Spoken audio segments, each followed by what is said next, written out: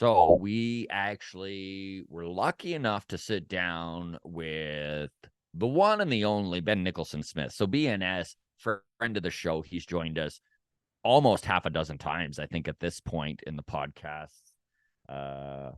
lifeline, if you will. Well over 3,000 views on YouTube already. We're not even 24 hours in since releasing it. A lot of interest in what BNS had to say, and he had some really interesting tidbits on just where the Jays were at with Ohtani, the direction they were going with pitching. He touched on Alek Manoah. If you've yet to get a chance to see that, get on it, because it is some really good stuff as we head into what is hopefully going to be a much busier month with December hitting.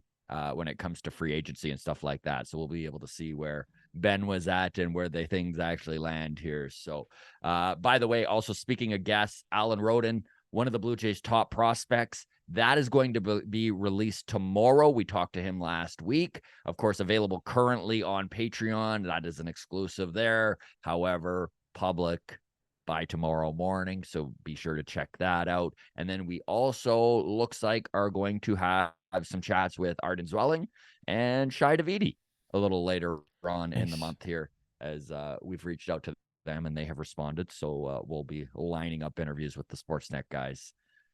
Okay, that's the tease here for what's coming up on the podcast over the next week or two. I'm Scott Belford, joined as always by the best co-host in the biz, Adam Mack.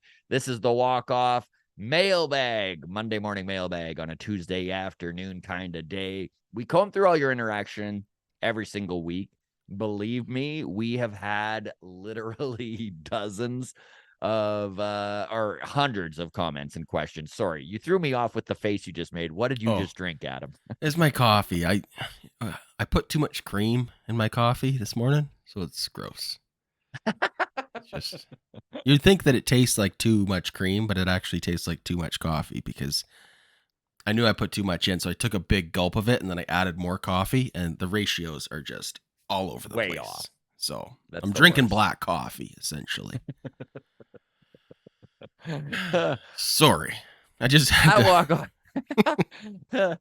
I walk off podcast on Twitter or X, whatever you call it.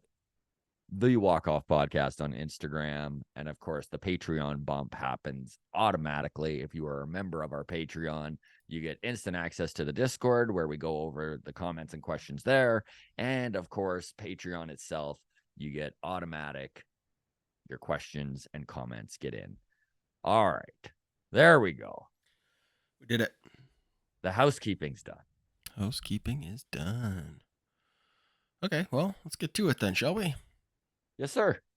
Last Friday, you wore a nice blue hat. And I questioned whether it was turquoise or what was the color you suggested? Well, I suggested aqua and then got pushback from you and said, I don't know, was it a seafoam perhaps? A teal, right? A teal, yes. Yeah. So Mish just wanted to weigh in on Patreon. She said, in the turquoise color palette, it is aqua. So we have our resident colorologist weighing in, and I can't argue with that. So there you go. And I had no idea about the turquoise color palette until she pointed it out. So, one of those things where the day's not wasted till you learn something. That's not the saying.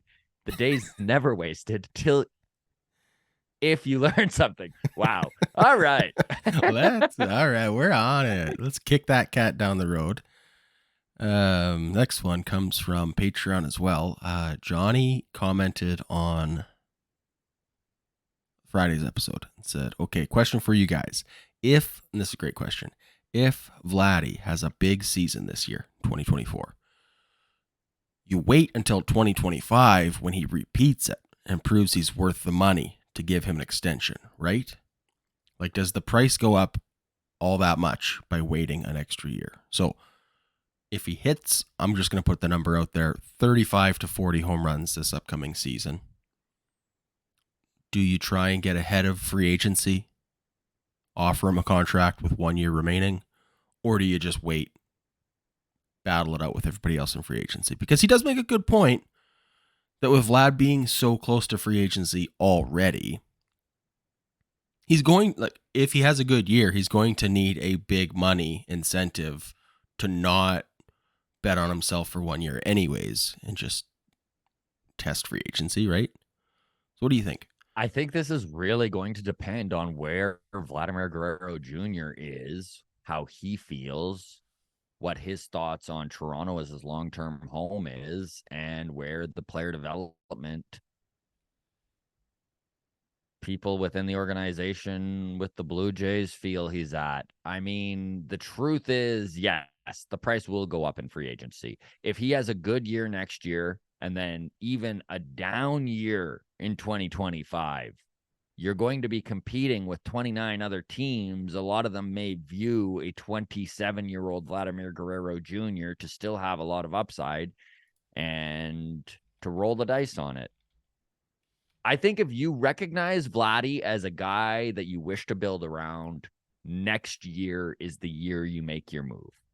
And if he Juan Soto's you and turns down a mega contract, the writing's on the wall and you can go from there. And it's also going to open up opportunity in 2024's offseason to load back up on assets. Maybe, I mean, the truth is this front office talked about an extended window, right? That was the big thing Mark Shapiro and Ross Atkins were selling when they came to the forefront of this front office in 2016. We would like waves of talent. Remember the waves analogy, right? Waves of talent coming in.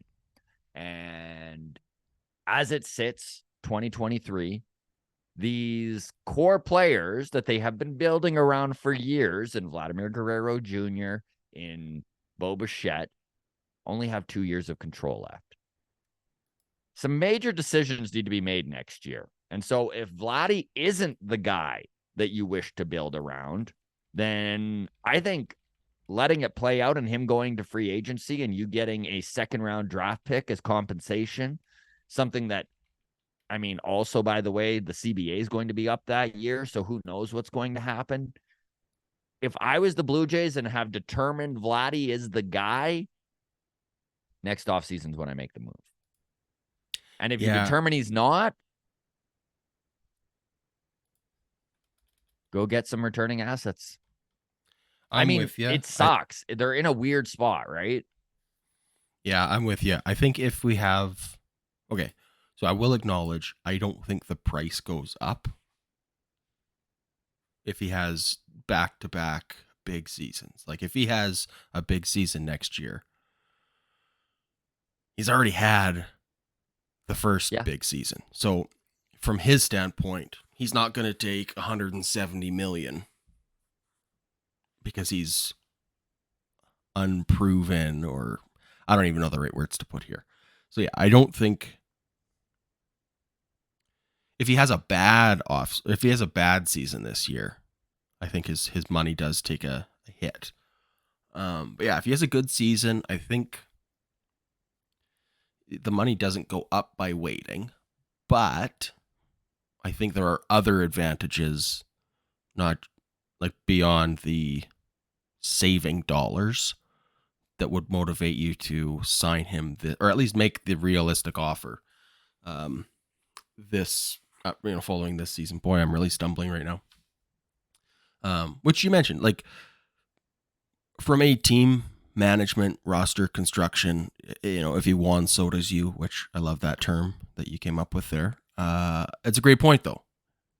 You go hard. Like he has a big season this year, hits 38 home runs, offer him that $300 million contract or whatever it is. Your top dollar is. Whatever your top dollar is, you offer it to him. And then when he says no, then you trade him. Because I don't think if he's that adamant about going to free agency, I don't feel like, again, this is really conditional on, but you have to give him your legit, like top of the market offer. Like, play the negotiations, go back and forth. But after this offseason, give him your best run. And then you can leak the numbers to the fan base if you want. Like, if that's what it comes to, like, that's business, right? Like, it's nothing personal. But say, hey, we offered Vladdy 13 years, 470. I'm just pulling numbers out of my ass, right? But we offered him absurd money. Here's what it was. He said he wanted to go to free agency, so we traded him because that was what the team needed to do, right? And then you fucking trade him for a haul or whatever. Or I guess you trade him before you leak it. But you trade him, and then after there's hurt feelings, that's when you leak. And you say, hey, we wanted him to be here forever. He didn't want to. We offered him. Again, whatever the offer is, has to be good enough that the fan base isn't going to riot, right? Like if you say, oh, we offered him 225 over 6 or, whatever, the fans are going to be like calling for Ross Atkins' head on a pike. So... Yeah. And there is a very comparable comparison out there currently in this year's free agent market with the New York Mets and Pete Alonso, who is on his final year of his contract there. There's a lot of rumors swirling around Pete right now that he may be on the move, that the Mets might be trying to turn him into some assets. The rumors are they've made extension offers to him over the last year or two, and Pete has chosen to continue on his path towards free agency. And only time will tell if the Mets do wind up actually moving him, but the Mets have already stated that their eye is on 2025. So it makes total sense for them to move the biggest asset they have and get a return on him rather than just take the second round draft pick compensatory consent. Well, it's a great comparable, I think, with the Mets also being they're at another level than us in terms of payroll, but make no bones about it. We're a top 5 or 6 payroll in baseball. Like we're at least luxury tax and payroll that is also underachieving and having like disappointing results, right? The Mets spent big. They have not seen any really fruits of their financial labor. I am grateful that they are a year ahead of us with Pete Alonso, not a year behind us. And with Pete Alonso being a similarly aged, same position as Vladimir Guerrero Jr., I think that it's just a no-brainer. That's the starting point for trade talks. Like if they are to trade him, whatever they get, right? Oh, we got the roadmap for what we got 3 top 10 prospects and an MLB replacement level guy or whatever the case is, right? Then okay, that's where Ross Atkins starts his phone calls with. He goes, "Hey, everybody in the league just saw that's what Pete Alonso cost. Vlad, very comparable, I think, right? Power, first baseman. Yep. I think that's, similarly aged. You're going to get 1 year of whatever with him before he goes. Same like what Pete's going to get this year if he gets. It's just especially a great in the scenario to Johnny follow, gave. Especially in the scenario Johnny gave where Vladdy does have a bounce back year and he does have a really high end season where he's putting up 35 bombs and hitting that 120 RBIs. Yeah, you need to turn that into assets if he's not going to return to Toronto. That's just the business of sports. Would you feel confident if the Jays signed him long-term big money contract after a good season next year? Would you be still worried that he might be a bust, or not a bust, but that he might not be worth every dollar that we're giving him? I would really need to see how he plays before I made that decision. That said, yeah, man, 25-year-olds find it all the time, right? That is kind of the year Aaron Judge made his big debut and really established himself as a premier power hitter. Vladdy had that mega 2021 as a 22-year-old, and 3 years have passed here. The 2024 season is going to put him at that age 25, which was Judge's rookie season. If he has I'm being optimistic here and glass half full, but yeah, if Vlad finds the power he was missing this year, I think it's for real. Yeah, I'm with you. I think if he shows that he can make the adjustment again to Major League pitching and whatever he's struggling with, get past that, then I'm going to have more confidence long term that even if he does have another down season, that he'll also be able to go into the off season and make the tweaks necessary. Especially if he hits 40, Adam, because you know what? Sure. You don't luck into 40 home runs twice. You just don't. That's true. That's true. Now, if he has a 270 with 25 home runs season again, that's a tough spot to be in. That's a really tough spot to be in because you're probably almost in that realm where you're like, do we push it and see where he's at the trade deadline? Because you might even get more for him at the deadline than going into the beginning of the season next year. It's a tough spot. Vlad really, for everyone's sake, including the Toronto Blue Jays front office, needs to have a big year. Like Ross Atkins' job might sort of rely on it here. I mean, I know everyone who just heard me say that is like, Ross Atkins can't lose his job, but he needs to and he can't. That's the opinions of the public. Okay, well there you go. Good question there, Johnny. I've lost my track on the notepad here. Where did it go? Okay, we've got Greg Kennedy on Twitter. Says, here's my thoughts on questions you posed from Friday's episode regarding Davis Schneider.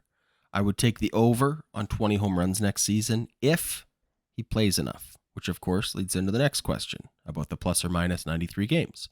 I'm really not sure at this point. Will depend on what the roster looks like next season.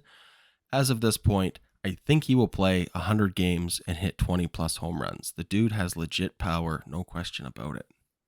20 home runs in 100 games. A lot. It is. He played 35 games and hit 8 bombs. So that kind of, evens out to about 23 bombs over 100 games. So if he keeps the pace he had when he started 2023, that is correct. 20 home runs in 100 games. That's a 32.5 home run pace. So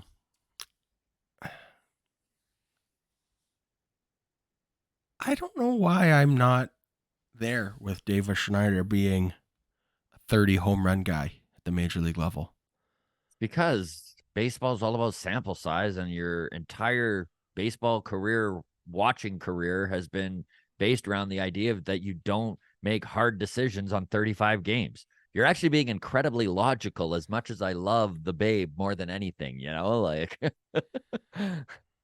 How was Davis Schneider acquired? I know, like, we drafted him, right? But what? Yeah, he was. Do you know where he was drafted? 28th round, I think. 28th round. Okay, so that's probably a factor. Drafted in the 28th round 6 years ago.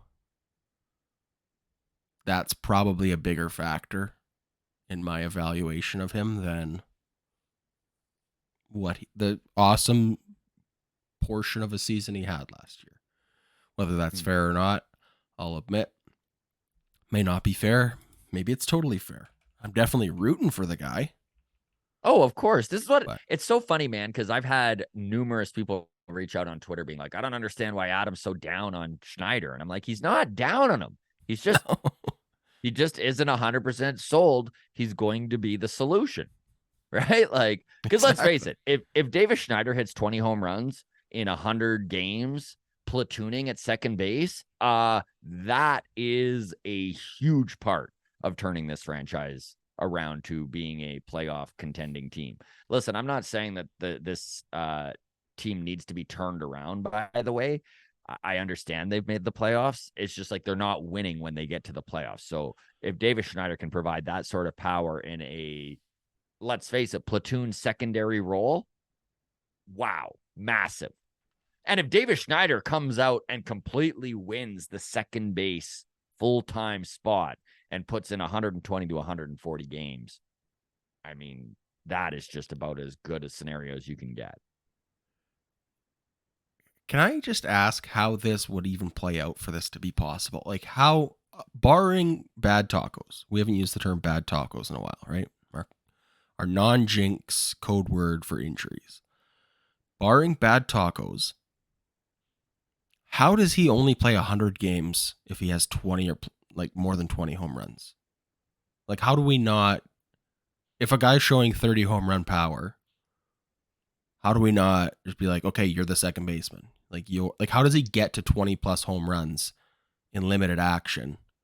Because I feel like if he's getting a home run every 5 games, that should indicate, okay, he needs more playing time, not he's good with this much. It would be a split scenario where they're looking at the numbers and maybe they feel that he is a detriment when facing lefties and that they would prefer to have someone with better splits in that scenario, in whether it be Cavin Biggio, right, from the left-hand side. Fair enough. I think it depends a lot on how well Biggio does too, because if Cavin is putting up above average numbers, it's going to be really difficult for the... Listen, we watched it happen last season, right? If you're raking, they're going to find a way to get you in the lineup every single day. Now, the thing with Davis Schneider is that he didn't have all sorts of hype around his top prospect, around his draft. He was never highly touted as a prospect. He was never pushed by the organization. He truly forced the Blue Jays' hand in every call-up from the time he was in low-A Vancouver. Yes, he was playing in Vancouver when they were still a low-A team. Every time he's gotten called up, it's because they literally had no choice. He was raking. Double-A, that was the scenario. Triple-A, that was the scenario. The fact he made his major league debut last year was honestly all on his back. It wasn't some part of the developmental team pushing him, right? He was never supposed to make it. He's a 28th round draft pick. And so that's kind of the scenario we're going to watch Davis in again this season. Is he going to be handed the second base position? No, he's not. Is he going to be given an opportunity to show he can do it? Absolutely, he will. And I think Cavin Biggio slumping would really, and Schneider succeeding would really open up a spot for him. It also depends what happens with who are they bringing in to play third base? What other internal options are coming up? Yeah. Is Addison Barger considered higher on the depth chart than Davis Schneider? And is Schneider going to lose playing opportunities to Barger? This is an interesting scenario for the Blue Jays because they do have so much internal depth that's kind of pushing its way to the big leagues. And we'll need to see what happens in trades and how this offseason shakes out before you can really do any legitimate predicting of where guys are going to slot in. There you go. Good luck to Davis Schneider. We are all rooting for you. And we'll reach out to Davis. He'll be on the show again before we get to spring training, I'm sure. Totally. Okay. Trevor from Patreon says, "Hey boys, have you seen the picture of Kirky? Guy looks the slimmest he's ever been. You can see it. His face is even way thinner. Could have a major production and longevity impact. He has a family to take care of. I hope he takes that really seriously. Big year incoming." I love this comment for a few reasons. I think it's a great point about his family and the longevity and all of the talk about the bad body for a catcher and just how does that play out for an extended career. So to see Kirky, 25 years old, maybe taking his conditioning a little more seriously is good stuff. I don't know, Adam, do you have the ability in editing to throw up the picture, or is that going to be a pain? You're asking a lot from me. Maybe. Right. We'll see. If it's up, okay. I did it. If it's up, if it's not, congrats, folks. If not, just Google Alejandro Kirk off season or whatever. I'm sure it'll be up right away. I found the picture, no problem. Everyone's posting it, but he does look really good. Of course, we play this game all the time, right? We did it with Vladdy in 2021. Look at the picture of Vladdy. We did it with Santiago Espinal, right? Remember when what was everyone? Swoliago Espinal, right? When he got all buffed there. Yeah. So and I did laugh in Discord. I forget who it was. Maybe it was Rinks, where he was like, he does look really good, but is this just the true classic tees that are constantly in my algorithm? Where it's like, Oh, is it yeah. just a well-fitting t-shirt? Yeah, I get a lot of those recommended to me too. Alejandro Kirk's 2023, he had a 1.9 B WAR. So that was less than half of the WAR he put up in 2022 when he had a 4 WAR. He had a batting average of 250, only 93 hits. That was way down from 2022, 8 home runs. His power was down. His OPS was a 692. This was a huge drop in production for a guy who had a truly breakout season in 2022. He had 100 points higher on his OPS, 50 points higher in his slugging percentage. And it's easy for recency bias to creep in. But Kirk truly was elite at the catching position in 2022 while handling duties or sharing duties behind the plate with Danny Jansen. And it, again, we all pine over Gabriel Moreno leaving. But in 2022, the tandem of Jano and Kirky was the best catching tandem in baseball. Both of them were ranked in the top 10 catchers in baseball. It's easy to sit around and be upset about Moreno, but my God, a bounce back season from Kirk would do so much good for this Toronto Blue Jays organization. And I think that the catching position is a spot where we could see some real advancements from 2023 from both Jano and Kirk. And listen, I'm being very glass half full here, but I guarantee there is no one on this Blue Jays team who would love to take all the Gabriel Moreno tears from the fans, all the bad body type comments, all the negativity that he got from 2023 and shove it right back in everyone's face. And I'm rooting for him because a successful season for Alejandro Kirk is only going to be good news for this Blue Jays team. Absolutely. By the way, you'll be super impressed to know that I don't have to edit the Kirk picture in post-production because I was able to get it up live while we were recording. So this is why you're the best co-host in the biz, bud. It was super clumsy, but we got the picture up there. So there you go. Okay. Thanks for the question, Trevor. Next one, we're going to talk Patreon promo a little bit. So Ooh. MLB Monday yesterday. We do MLB Mondays every Monday. That is a Patreon exclusive perk. Yesterday, we covered the Cardinals signing of Sonny Gray, Jeff Passan reports on Shohei Ohtani, and Tyler Glasnow's value on the trade market and what kind of contract he's going to get.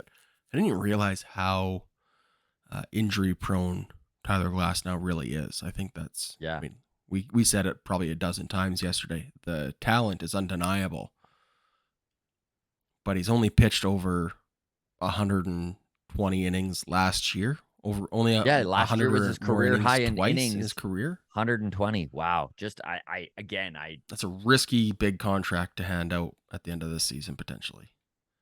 30-year-old Tyler Glasnow, last year of his contract or last year of control with the Rays.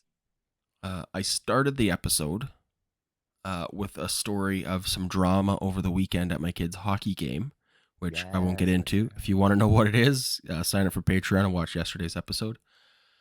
But Johnny in Patreon commented, "I would be slow clapping you for playing that song, Adam. Why are people so damn uptight? LOL." So if that doesn't intrigue you enough to sign up for the Patreon, nothing will.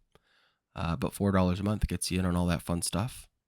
And we do have 2 new Patreon members, by the way. Welcome to Gerald Felipe and to where is it here? Jenna. Well, I can't find it now, but Jenna. My apologies. She's like Cher. Last name, but yeah, there you go. Just like Cher. Jenna, just like Cher. One name. But yeah, welcome to the Patreon, you two. Always glad to see the Patreon growing. So $4 a month gets you in there. Patreon.com/walkoffpodcast. We do have a lot more content too. I think we talked about this publicly last week, but we are writing a baseball comedy series. with Hey Yes. Kami. So Hey Kami, actual screenwriter, is doing a lot of the heavy lifting with this. So this isn't Scott and I thinking, oh, we're comedians, we could write a sitcom. This is Joel, who's has an IMDb page, so he's legit. Has a passion for baseball with us, so we're writing this together. And every Wednesday, we meet on Zoom to hash things out. We film it. That goes up for the Patreon. So for all levels of Patreon, you can watch our weekly kind of recap and discussion on the directions we're taking this series. And then to our highest behind tier, the scenes writers room behind stuff. the scenes Yes. writers room. Yes. So that's every Wednesday. And then at our highest tier of support, the $25 tier, we're sharing access to our Google Drive with all our documents related to the show. So Mish is the one that I think asked for this. Character bios and stuff like this will be there, as well as a bunch of other fun stuff.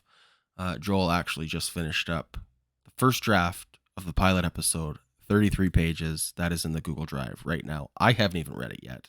I know what happens. We've planned this whole thing out together, but it'll be fun to actually read that. So that's up right now. Plus, more for the Patreon. My top 10 for November is out. Now, this was going to be a top 10 TV MILF list, but that felt... It felt sexist. Felt sexist. That's the right word I'm looking for. So in light of my new discovery of the Letterkenny spinoff, Shoresy, this is the top 10 TV moms I'd be so good to. I'd be so good to them. So interpret that however you will. But my top 10 list, that will be out this week. Pick a number between 5 and 10, because I don't want to reveal the top. By the way, sorting them, the top half of my top 10 was a lot easier than the bottom half, if I'm doing reverse order. Like 5 through 10 was easy to sort. 4 through 1, it was a real... Sure. Where's Deborah? Deborah! She is the reason for the list. Yes. Oh, I've lost it. I had it here. Oh, it's in my notes. She's not number 1. I'll tell you that. You're like, I'm going to tell you right now. She does it for me, but not number 1 does it for me. She's number 3 on the list. Wow. So that's a very good ranking for Deborah. Well pretty done. high ranking for high. old Patricia Heaton there. Pretty high. Pretty high. It's actually a list of 11 because I came up with 11 and I just couldn't cut anybody. So it's a special list. 11 on there. That'll be out. I'm just in the editing process of that, but that'll be out by Thursday to get it in. Technically still in November, which brings us to December. Needs a top 10 because why not? So there is a poll on Patreon right now. You can go and vote at a top 10 list for me to do for December. It is a Christmas themed list because I celebrate Christmas and that's a good enough reason. So go vote. Your options are top 10 Christmas songs, top 10 Christmas movies, top 10 Christmas treats, beverages, snacks, foods, etc., and top 10 Christmas TV episodes. So right now there's 9 votes in, and 8 of them are for top 10 Christmas movies. So okay, so it's running away with everybody just wants to know if I consider Die Hard a Christmas movie. I know that's why people are voting for that. So yes. There you go. And then you are also doing your top 10. How are we describing this? Top 10 women that'd be so good to. Women, not necessarily moms, that Scott would be so good to. Yes. So there you go.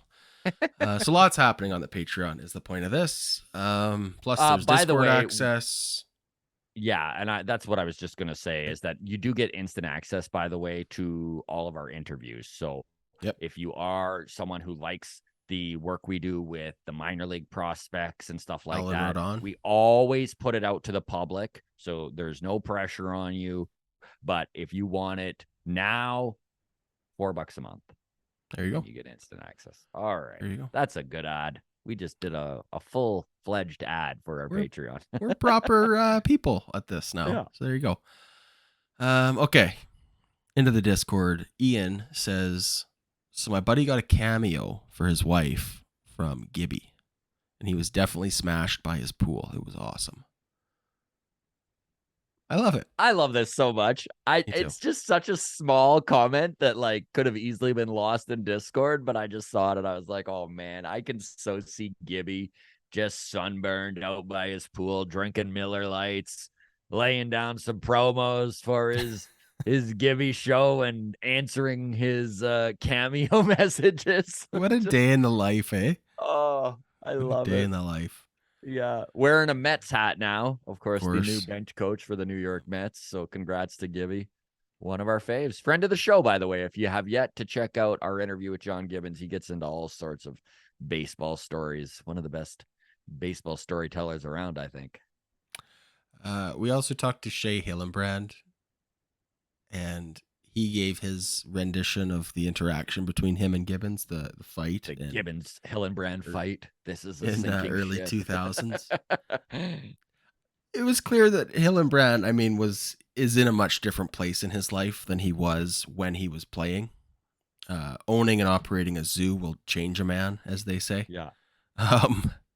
But it's funny. We brought up Shea Hillenbrand to John Gibbons, and it was just funny to watch his like face as he was like, "Oh yeah, no, I don't want to talk to that guy." Like, yeah, but had to be polite about it when we were like, "Oh, you should have Shea Hillenbrand on your podcast," and he's like, "Oh yeah, blah blah blah." It's just, I don't know, makes me laugh. Man, maybe that'll be the finale of his podcast before he joins the Mets. Get Shea Hillenbrand on. I mean, that would be an awesome final wouldn't episode. I think we should go spam the comment section on the Gibby show and say, get Shea Hillenbrand on. Let's go. Okay. Friday, I suggested I'd be okay with Cavin Biggio at third base in 2023. I cited his new approach at the plate, his power swing as being something that interests me. Was exciting to you? Yes. Got a lot of pushback on that in the comments. And Alex on Patreon says, Cavin had a good August and September, granted, but it was still less than an 800 OPS, and he hit 2 home runs in the second half. Let's not go crazy. And he's probably right. He's probably right. And did I ever feel like, I was like, Alex, you stupid bird. You don't know anything. He hit more than 2 home runs in the second half. And I don't know how fast I went to Baseball Reference to confirm that Alex is an idiot, only to find out that he was absolutely right. And I was just like in disbelief. I was like, I feel like a dozen times in the second half of last year, you and me and Joel, who have our group chat, were texting like, oh, another Biggio bomb. Yeah. He didn't even hit 12 all season. Yeah. So I don't know where if he was just hitting like monster foul balls to the upper deck or what. But he's in my brain with registered power, and I still can't shake it. But apparently it's good, not great. It's above average. Constantly goes through these waves where he looks like an everyday player, and everybody is like, you know what, maybe he is. But honestly, his best value truly is being that super utility guy that moves all over the diamond, and maybe trying to shoehorn him into a different position where he's taking on a bigger role is not the play. Probably not. You're probably right. So my apologies. I'm back off the Biggio bandwagon. Yeah. Okay, we got 2 more to get to. We're going to end with one from Mish, but when I checked the votes on the top 10 list for the Christmas movies, Marcus G snuck one in to the mailbox just in time. So like 3 minutes ago, this message starts with trying to squeeze this in for today's mailbag, fluff question. You had me at fluff question. How would you structure a hypothetical Ohtani offer, leveraging the fact he won't pitch in 2024, which might not necessarily be highest guaranteed money, but would be intriguing to him based on additional clauses? So he was provided 2 options. First one is do a 1+1, maybe a $35 million in 2023 and a player option for $55 million in 2024, or higher total value with an opt-out, favorable to the player, like $500 million with an opt-out after 2025 if he pitches 100+ innings. I mean, the truth of it is, dude, I think that is the way to go. Look at the way this Blue Jays organization structured. Look at all of the free agents that are going to come to fruition in 2025. Bo is gone. Vlad is gone. There's a lot of moving parts. There's a lot of guys who are going to be a year away from free agency, like Kevin Gausman, like Chris Bassett, like Bassett's gone in 2025 as well. Springer will have 1 year left. So a lot of decisions are there. So if you give Ohtani that $500 million contract, right, give him an opt-out after 2 years, and if he decides after 2 years he's leaving, I mean, the rebuild is on. And honestly, as a Jays fan, if they pull that off, I can't really complain. And if they pull it off that way, why wouldn't they go all in the next 2 years, right? Like if you get Ohtani. Yeah, it's a fun fantasy to have. I think there is an interesting wrinkle, the fact that he isn't going to be pitching this upcoming season. May never pitch again, right? Like, depends how he bounces back from the injury. I'm sure there are creative ways to structure a contract. I'm not smart enough to figure those out. But I do want to address this detail of the Shohei Ohtani thing, because when we talked with Ben Nicholson-Smith yesterday, we talked about, just casually brought up, he's like, well, you can't, like, there's no, I don't remember what we were goofing around about, but the idea of like a warranty and how you don't have you can't have a warranty on Shohei Ohtani because he's a human or whatever, right? And then someone in the comment section said that, like, wow, the revenue that he generates is the warranty, right? And I just always have to push back whenever I see this, that, like, and I'm not saying that that's what this comment specifically was getting at, but so many times I see people who say, give him whatever he wants because he paid the value that he adds pays for itself or whatever, right? Like, you can give him $500 million and he generates $1 billion in revenue, so you're actually making money by paying him whatever. And it's just like, that's just so far from like the reality of what he actually brings to the table. So I just always have to, like, it grinds my brain to a halt when I see people commenting that think Shohei Ohtani's contract will pay for itself just in the additional revenue. Like, if that was the case, his agents would be aware of that and they would be leveraging that for so much more money. Like, if over the lifetime of his contract, he was going to generate an additional $500 million for your franchise, they would build that in and they would use that as their argument. Well, you need to pay us $800 million because $500 million you're getting back anyway. So it's only going to cost you $300 million or like whatever. But there's just, well, they're probably doing that though, dude, to push it from 300 to 500 million.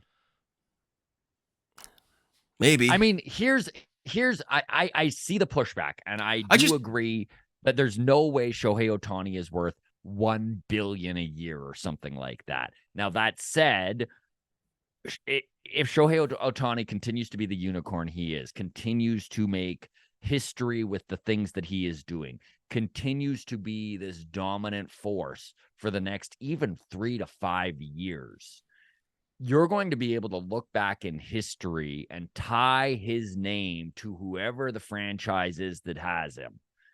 There's going to be a lot of money to be made on the back end of things, selling Ohtani jerseys, having him come to like all of the, how they had the 92 World Series celebration and then the 93 World Series celebration this year.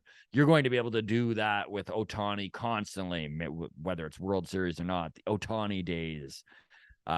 Look at Babe Ruth. I mean, he is still synonymous with the New York Yankees. And if you're a corporate entity such as Rogers, there is going to be value in having your brand tied to someone of Shohei Ohtani's ilk. I do think that it's not going to be instant return on investment, but in the long haul, yeah, I have a hard time not believing that he's going to be completely awash in 50 years and worth every penny to any franchise that goes out and gets him. And I want to also state that I don't think there's another player out there that's the case for. He's the closest to that, but I do think, if Shohei Ohtani signs with the Blue Jays for whatever amount of money, do I think it leads to an increase in ticket sales this season? Yeah, but not by much. Like percentage points, single digit, less than 5% increase in ticket sales. Jersey sales. I mean, he was the number one jersey sale in baseball this year. I don't know how much that'll be the same. How much actual profit that leads to for the Blue Jays, though. I doubt it's in the tens of millions of dollars. I don't know how many jerseys get sold in a year. Is $1 million a lot? Anyways. How much is the TD crest worth? Are they going to their sponsors and being like, now that Ohtani's here, this $10 million you're paying for this arm patch is now $15 million? I'm sure shit like that's going to happen. Yeah. Okay. That's probably a leverage point. I guess maybe someone's got their work cut out for them then in those deals. Because, I mean, that's where they've got to be pitching that to the TD patch on the jersey. It's like, hey, you're going to have your TD patch on highlight reels for centuries to come. Truly, though. Yeah, but you're just having to, that's just another layer removed from like who you have to convince of his value. I don't know if you can actually. I don't know, dude. I think everyone's already convinced of his value. I think that's why there's 8 to 10 franchises that are literally going to offer $500 million to a guy who is going to have all the cards and pick wherever the heck he wants to go. Yeah, I think he's worth the money. I just don't think that his contract pays for itself tier. Like, I don't think that's ever been it's just so far such a reach, in my opinion. And so when Trudeau said the budget will balance itself, you were a doubter. Well, here we are. Perfectly balanced. Perfectly balanced budget. Perfectly balanced budget. Hey, I mean, anyways, never mind. Let's not get political. That's for the Patreon only. Okay. Great question. Let's end with this one then from Mish, who gave her rendition of the 3 studs and a dud for the 2023 season. And I think this encapsulates the team perfectly. So, stud number 1, all 4 starting pitchers stepped up, showed out in a surprisingly adverse season. Absolutely. Stud number 2, the entire bullpen blew their arms off to support the team and get us over the hump across the finish line. Stud number 3, our stellar outfield. Never once this year did I doubt that a playable ball heading over the heads of the infield would be missed or bobbled. Absolutely. And the duds, our offense, sharing the blame equally between the gaggle of khakis, the coaching staff, and the often questionable officiating. So there you go. What a great way to wrap things up. That's a nice bow on the mailbag. Thank you to everybody who has put in your questions or your comments. We do try and switch it up as much as we can, especially with the non-Patreon folks. Patreon gets the automatic bump. If you are a Patreon member, you are going to get your question or comment on the mailbag. You can always reach out to us on Twitter at Walk Off Podcast, Instagram, the Walk Off Podcast. Ben Nicholson Smith, that episode from yesterday is out right now as we speak. We're going to get Alan Roden, one of the top prospects on the Blue Jays, in the Blue Jays farm system. We sat down with him last week. That is going to be released tomorrow. Both Shai Davidi and Arden Zwelling are in, we'll call it on deck as our next guests in the next week or so. We've got a lot of other great guests we're working on here, folks. So we'll leave it at that. We'll see you all on Friday. Thank you so very much for watching, for listening, for hitting the like button, for subscribing, all that good stuff. All the support the ground crew shows us is truly heartwarming. All the best, everybody. We will see you on Friday. Cheers.